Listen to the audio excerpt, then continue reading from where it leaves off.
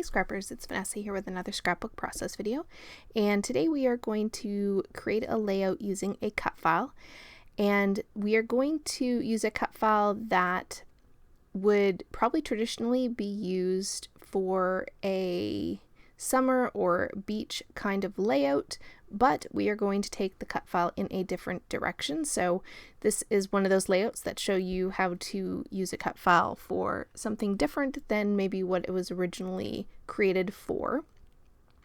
And so I'm just showing you here the things that I pulled from my stash, and none of this is from my July stash kit. I actually went through my stash and looked for things that would match the colors that I was trying to go for, and so that is where all these pieces came from. The first thing here that you see me doing is I'm taking this washi tape from Altenew, and I am going to back it with this white piece of cardstock, and then off camera I'm going to fussy cut all of those florals off. I also put some on a piece of sort of gray-blue cardstock as well, and so I'm going to have fussy cut all of those florals out for this layout as well. And I do love that washi tape, it is beautiful. Now here is the cut file that we are using, and if you notice, it is a cut file of a castle, or a sand castle actually, but I am not going to use it for a beach layout. This is going to be a layout about my house, and so I decided to use the castle, and the name of the layout will actually be my castle, and so I am going to use this castle cut file to sort of just be an element on my page for a picture of my house. So the first thing I'm going to do here is back this cut file with some vellum, and I like the look of the vellum. It just kind of gives a little bit of interest to the cut file, gives it a bit of interest without having any sort of paper be too dominant to back that whole castle with. So off camera I will cut the rest of this out, but I do show a little bit, and again I'm just kind of tilting my scissors to get the edge. And so there is all of those flowers die cut, or I should say fussy cut, and then my castle completely backed. Now I'm going to take what is going to be my background here, and that is this dark wood grain pattern paper, and I'm going to take some white acrylic paint and I'm going to water it down, and then I'm going to put white splatters on that dark wood grain paper. There is just something about, I absolutely love dark wood grain with white paint splatters on it. There's something about the look of it. Almost every time I use a dark wood grain, I almost always put white splatters on it, so this layout is no different.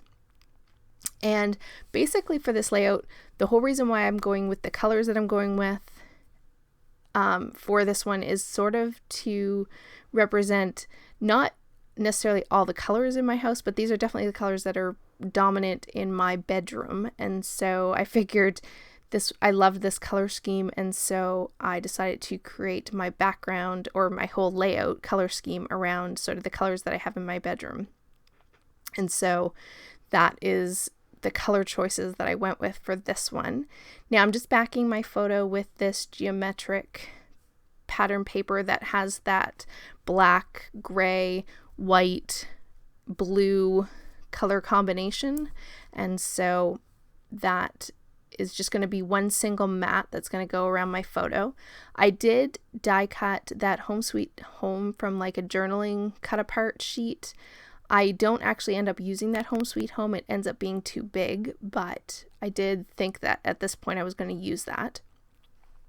So there you see my background is all dry, and that cut file is quite large, and I'm using pretty much a 4x6 photo for this one, so it definitely takes up a large portion of the page. So I keep the embellishing pretty simple on this one. But basically what I'm going to do is I'm going to have this cluster down at the bottom right, or bottom left, and then up at the top left of the castle I'm going to have another floral cluster, and then I'm going to have a third cluster to the top right of my photo. And so I'm just going to kind of place these different fussy cut florals into each of the clusters, trying to figure out what looks good and I have my title already out on some wax paper. And like I said, the title for this one is My Castle. And so at this point, I'm kind of auditioning it over here right with the picture. Ultimately, I end up putting it right where you see me putting it right now, which is over with this cluster on the bottom left. I like the balance that gives a bit more. And then here's where I decided to try to stick in that Home Sweet Home, but ultimately, yeah, it does not make it to the layout because like I said, it was too big. There was really no place for it.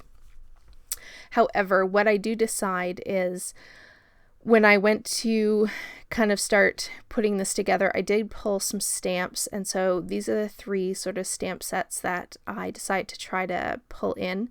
I'm trying to use my die cuts, or not my die cuts, but my die from my Creative Cuts Club, and then my stamps. I'm trying to use both of those this month, especially this month, but probably as much as I can going forward because I have so many stamps and things. And so I pulled out some stamps and this Navy Hero Arts ink, and I'm just going to stamp one house that says This Crazy Place, I think, and then this other house that has like a heart in the middle, and then I have another stamp that says, I believe, Where My Heart Is, I think is what it says. And so I'm going to stamp this label first, and then that Where the Heart Is sentiment is going to go in the middle of that label. So off camera, I will fussy cut all of these stamped images out, and those will also go on this layout in each of my clusters. So I like that I have that sort of stamped element and these little embellishment pieces that fit the theme that I'm going for. So there you see I've gone ahead and put them in each of my clusters. And like I said, I really kept the embellishing really simple. So I only have those stamped images, and then I'm taking some heart stickers from this Maggie Holmes sticker sheet from her new summer line, and taking one sticker from each for each of the clusters. And then other than that, I'm going to take just some navy sequins and some white sequins that I showed earlier, and I'm just going to put a couple of those in each of the clusters to just finish off this layout. And that is it for this one. I kept it, like I said, pretty simple. I already figured there was enough going on with the castle and on all the florals, so I kept it pretty simple. But I really love how it all came together, and I thought it was a fun use of a castle cut file that I probably would not use for beach because we don't have a ton of beach photos to begin with, so it kind of worked out good to use it for my house instead of the beach. So the still photos are coming up, guys, and you're going to see me just fuss around a few more times with where to put these sequins, but ultimately that is how it came together. So here are the still photos, and guys, I will catch you on the next one. Have a great day, everybody. Bye-bye.